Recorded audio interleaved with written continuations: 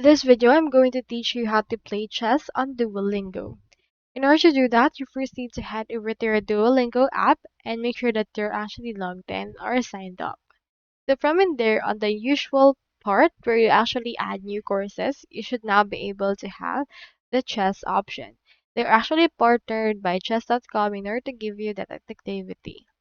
So this is what the chess looks like.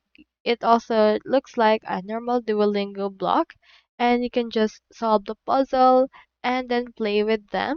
You can choose matches, wins, and losses, and you can start the match.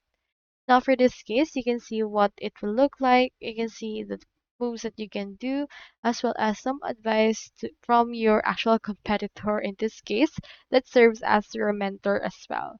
So you can head over and continue in order to actually just use this particular new feature of Duolingo onto your actual mobile. So that's all there is today, and I hope this video helped you out.